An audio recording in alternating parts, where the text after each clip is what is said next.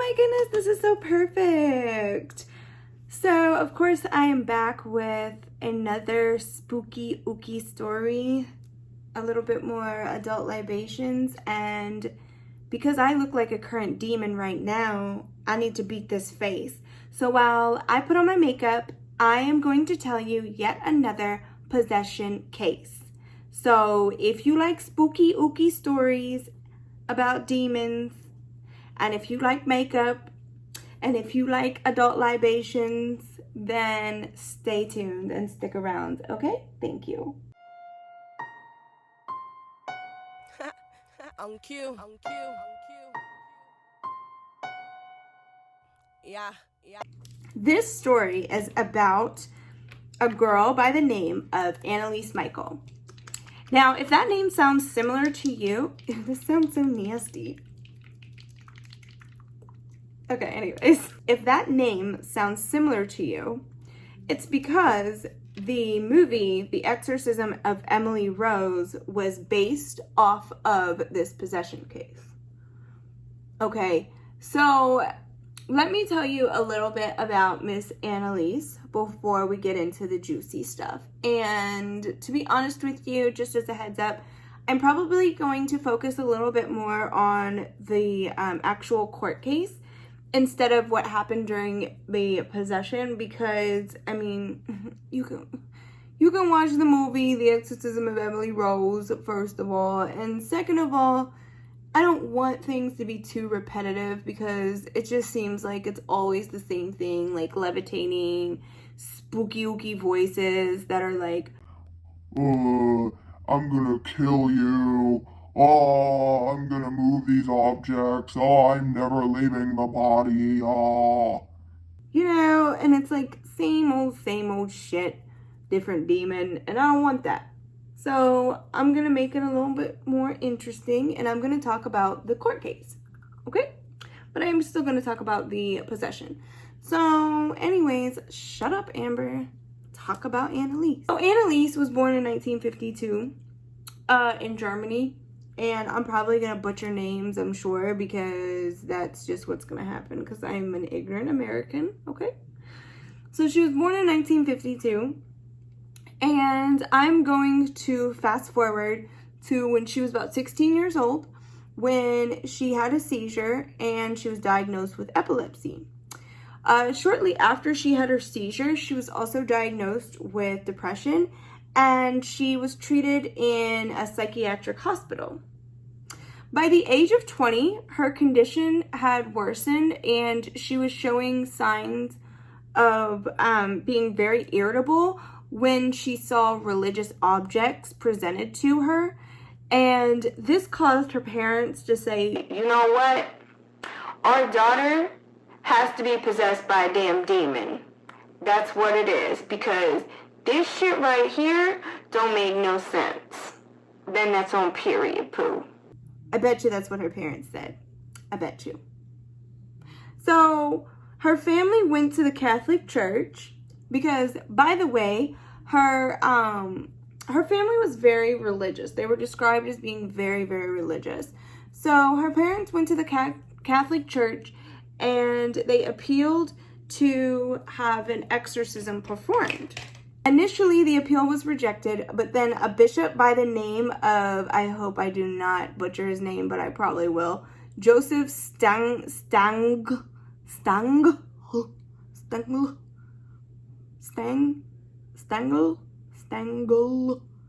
gonna put his name right there, okay? He approved the exorcism, but he said the exorcism is going to have to be done in total secrecy. I do not want this getting out, basically, okay? Ernest Alt went to the bishop and said that this girl does not look like she's epileptic. She has not had a seizure in my presence at all. Now, Alt was not the one who performed the exorcism. It was actually a priest by the name of Arnold Renz. And what was also interesting was that while Annalise was with Renz, she kept talking about basically like being a martyr. She would say things like, that she was dying to atone the wayward youth of the day. Just like very cryptic things like that. While Annalise was in this demonic hold, I guess you could call it, she went under a total of 67 exorcisms. That is a lot of exorcisms.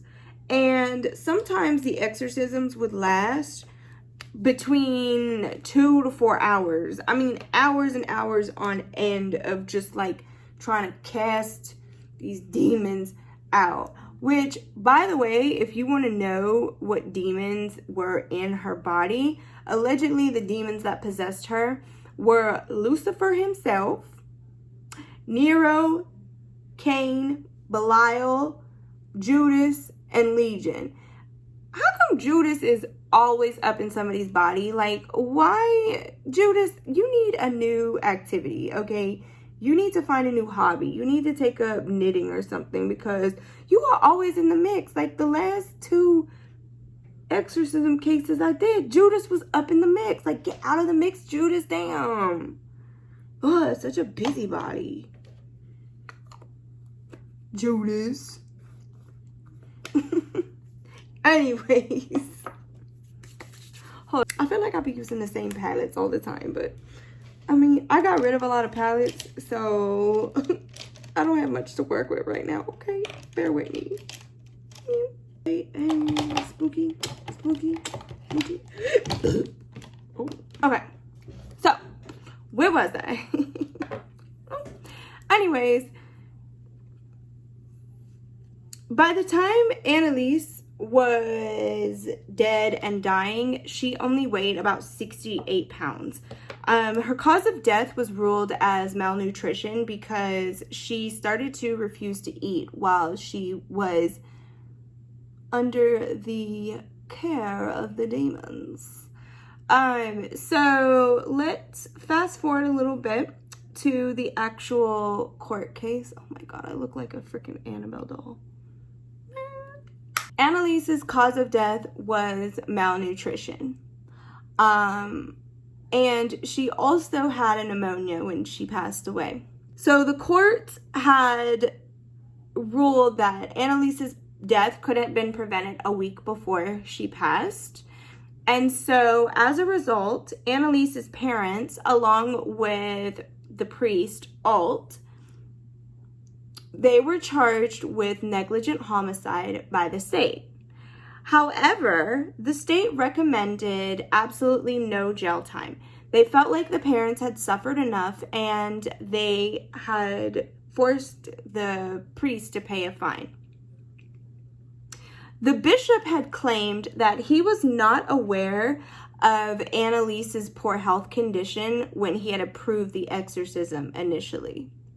He was sentenced to 6 months in jail and 3 years probation. However, the jail sentence was suspended as well. So that was pretty interesting. And if you watch the movie, The Exorcism of Emily Rose, you'll see that the priest in that movie, they do rule him as guilty, but he doesn't serve any jail time whatsoever. So that was actually something that happened within the court case. Looking like a sexy vampire. I'm here for it. Anyways, so this case was very interesting because it actually caused the Catholic Church to look at the way that they allow exorcisms to happen. So in 1999, Pope John Paul II actually made the rules a lot more strict on how you can go about performing exorcisms. So you can't have priests all out here willy-nilly performing exorcisms anymore. There has to be, they have to prove without a reasonable doubt that the case is a demonic possession, and they have to be under very, very rare circumstances. So I thought that was very interesting that this particular case actually changed the way that the Catholic Church looked at exorcisms.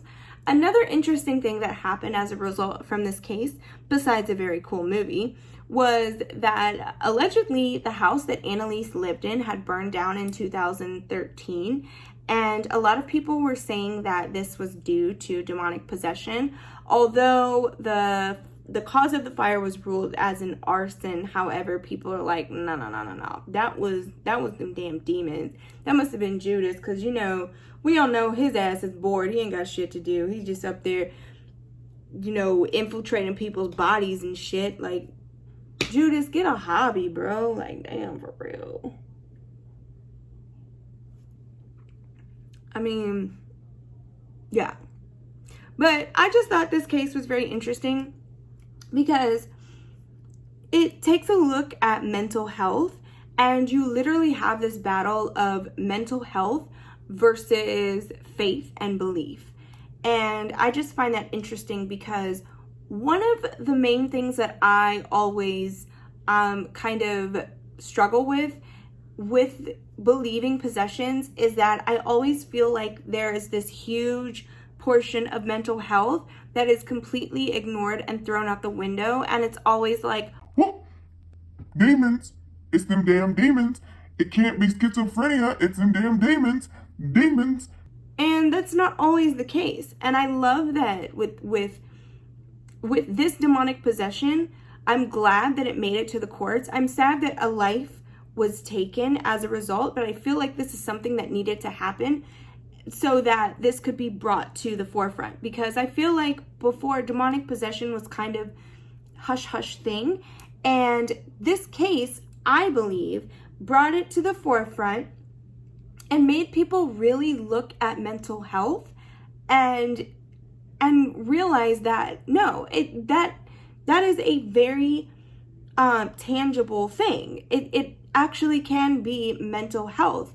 It doesn't necessarily mean that just because your daughter is speaking in tongues and eating feces, that doesn't mean that Lucifer is up there occupying her soul. That could very well mean that she has a mental disorder that developed that you may not have noticed when she was a child. So I honestly found this case very intriguing for that very reason. A lot of people had described this case as mental health negligence because there were signs of mental health issues, but they were not addressed. And for instance, when I was looking through the notes of the case and I was looking at how Annalise's classmates had described her, they described her as very withdrawn. And I feel like that was a sure indication that, I mean, hello, there's something going on with her. There's some mental disorders going on. Her parents were just so quick to just jump to, oh, this has to be a demonic case. She has to be possessed by demons.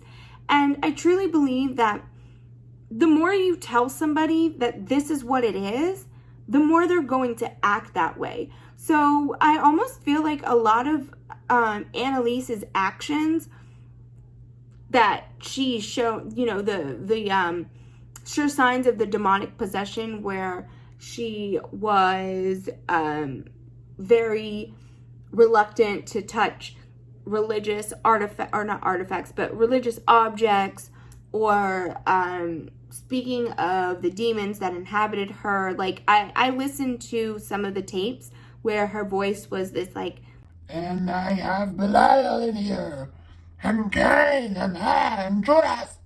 I feel like that came from people constantly telling her, you're possessed by demons, you're possessed by demons, there's demons inside of you, there's demons inside of you.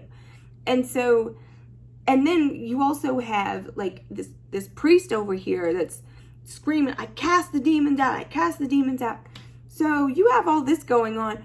I mean, of course you're going to believe that you have some demons inside of you. Why wouldn't you? Because first of all, you're mentally distressed, for one. You already have a mental illness going on. You are not eating because I'm sure your anxiety is through the roof, and you're probably not sleeping because of your anxiety and depression. And then you mix all of these things together, and then on top of that, you also introduce a priest and your parents who are stating, no, this is demons, demons, demons. And so then your brain starts to truly believe this, and you start to act in a way that would make you feel like you're possessed, because this is something that is constantly reintroduced and reintroduced and reintroduced, and so you start to believe it. I mean, it's just like if you look at if you're studying for a test or whatever, and you're like, I'm gonna pass this test, I'm gonna pass this test, I'm gonna pass this test, that changes your behavior. And so if you start saying positive affirmations about, I'm going to pass this test, I'm going to pass this test, it completely changes your behavior in such a way that you start maybe studying a little harder or studying differently, and then you pass the test. It has nothing to do with speaking it and then it's sent out into the magical universe, and then magically God or whoever is out there makes this thing happen.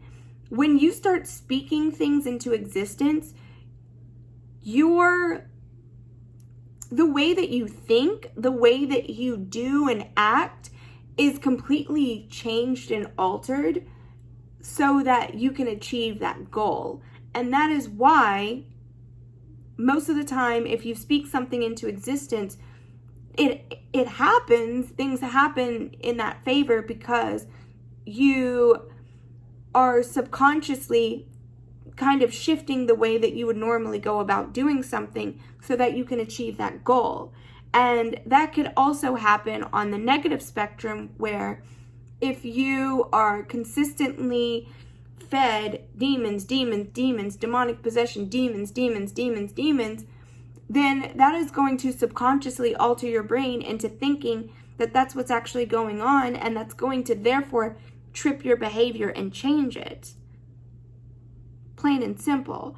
I guess I like reading up on these demonic possessions because I truly do not believe that they're happening. I call bullshit, and I'm just going to outright say it. Until I literally see someone's head spinning 360 degrees, I'm not going to believe it. And I truly believe that these are cases of negligence with mental illness.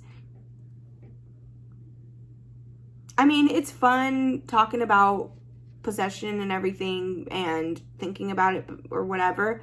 It makes for some really great movies as well. But in reality, I feel like this is negligence, and people are going through mental distress, and there's a mental disorder that goes untreated, and then they are fed this rhetoric of you're possessed, and then they start acting out in such a way.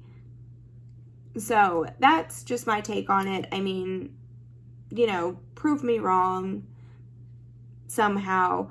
I'm always going to rule on the side of science, but that's just me. But I mean, it's still fun, and I do have fun reading up on these cases, and I'm going to continue to read up on them and talk about them and share them and do my makeup. So yeah, I had fun. Hope you did too. And I'll see you next time. Bye. Cheers.